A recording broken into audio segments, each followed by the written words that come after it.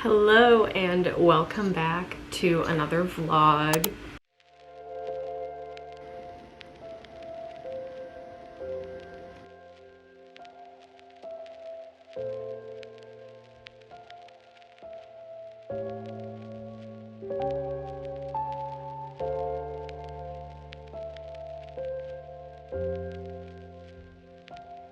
It's been a little over 2 weeks since I made a vlog, and it was my goal to do this weekly, and I just kind of needed a little bit of a break last week.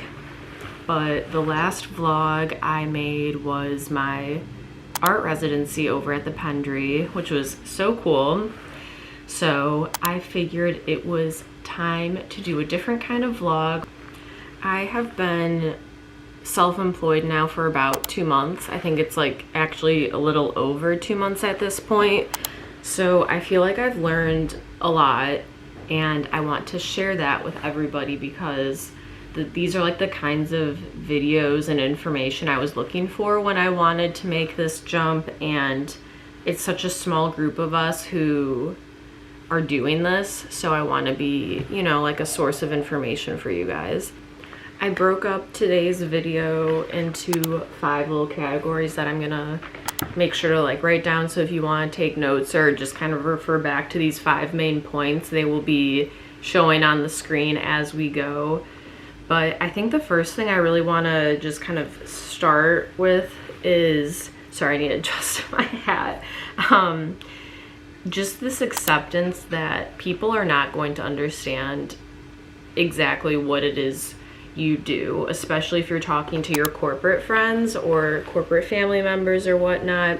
And I think people can get self-conscious when they're trying to explain their vision and their job and their dreams, whatever it is, and they're talking to someone and they're just like not getting it. So that will happen, and that is completely okay. I think you need to just be confident in your own mission and your brand mission and in your art, and know that it's okay if other people aren't kind of on board with it and aren't really following the same path that you're trying to, you know, map out for people. As long as you know what that mission is, you have a roadmap, that's really all you need. So trust yourself and trust your instinct, and don't put so much emotion and weight into what other people think of what you're doing.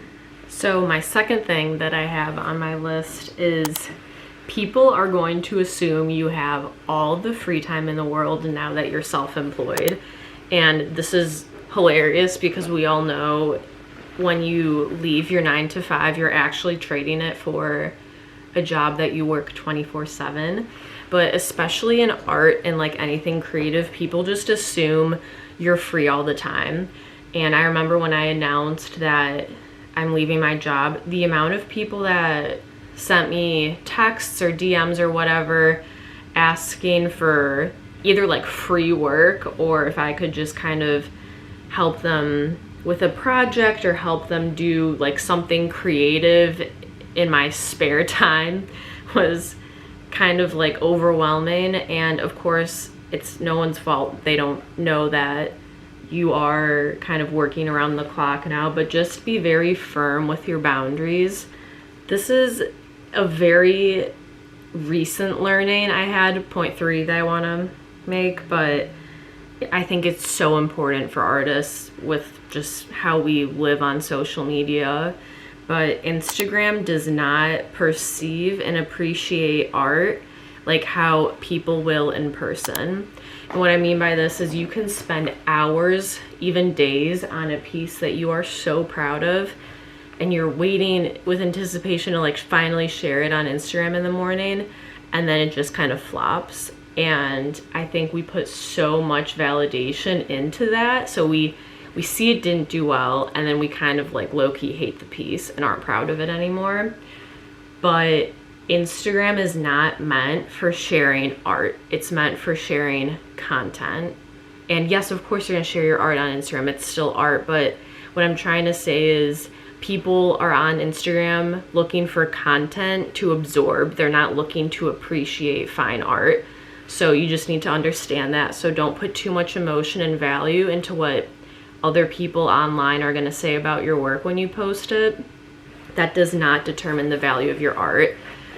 And a great way to kind of see real human emotion and reaction for your work is get it out there in front of people in person. Do art fairs, do art shows, share your work at galleries, take advantage of every opportunity you have possible to get real eyes on your work. And I know this is scary, but you will see pieces that just weren't appreciated online.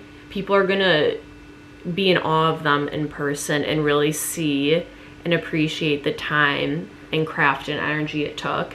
And that has been something that's been very reassuring for me, and I don't think it's really talked about a lot with just kind of people pushing sharing art on social media.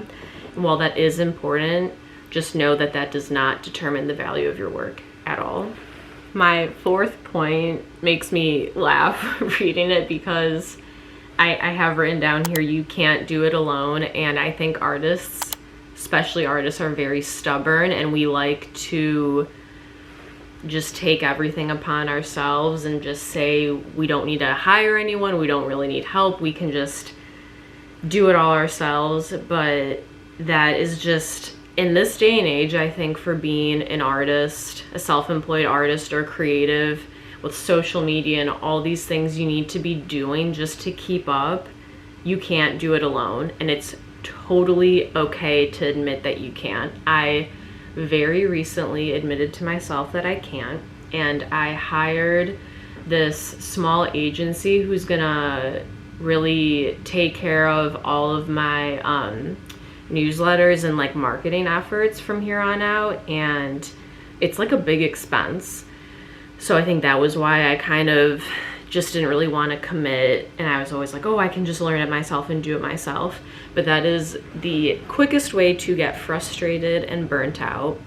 So we're just kind of in this day and age where being an artist simply isn't enough. You need to know how to make a newsletter, you need to know how to format a website, you need to know how to navigate online sales and build a following and build a presence and gain new customers via online, because that's where everyone is.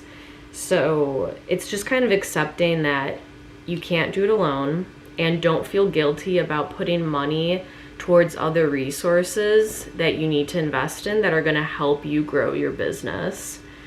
These are all smart business choices. Like, of course, take the time to kind of like map it out, make sure that you can afford it and budget, but don't feel guilty about hiring or reaching out to ask for help.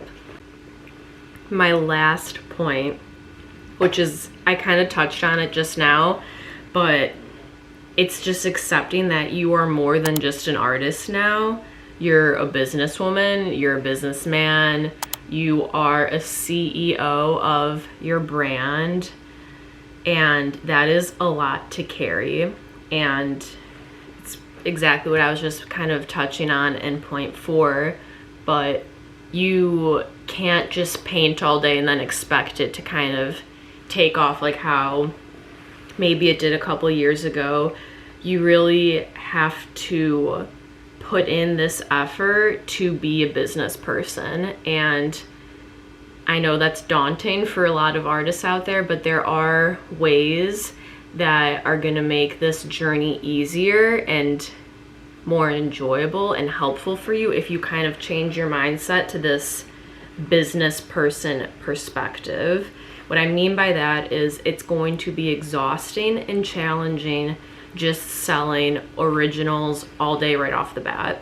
And even though that's like a huge goal so many artists have, you need to kind of see what other resources you have available to you to make money so you don't get so burnt out. So what I mean by that is look into creating prints of original pieces, because that is an awesome way to, one, get new customers because you're going to have a lower price point for these prints, and 2, it can be kind of more of this passive income because you already put in the work to creating the original art and now you're selling prints. Any original you make, it's fair game to make a print so you can make more money off of it. And also, I think, and I'm gonna make a whole different video on like commissions, how to reach out to brands, and just kind of like navigating the influencer space as an artist. But you need to keep searching for ways that you can make a passive, if not passive income, but you can make income aside from just selling originals. So whether that's, like I said, prints, is it merch? Like, here's my logo on a hat, and I've sold a few of these already, and I just like launched it yesterday. And this is basically a form of passive income because I already made the design. It's just my logo, and now it's a way for people to like promote my brand, you know? So you need to just kind of start thinking of other ways that you can kind of cushion yourself so that you can focus on creating. And that's like what I want for anyone who's considering making this jump, is I want you to be able to create and do what you love, but also have some cushion so you're not overworked and burnt out. So I hope these 5 tips were helpful. I know I ran through them kind of quickly, but like I said in the intro of this vlog, these are 5 things that I have slowly come to realize over my 2 months of being self-employed. And I don't have all the answers by any means. I am still trying to figure everything out, but I just hope this helps other people who are in the same boat as me. And I would love to connect with anyone who also is kind of like in this solo creative space. So yeah, comment on this video, please subscribe and give this vlog a like, and I will make a new vlog very, very soon. I have so many exciting things right around the corner, but comment any video recs you would like from me, and I will see you guys so soon. Thank you for watching.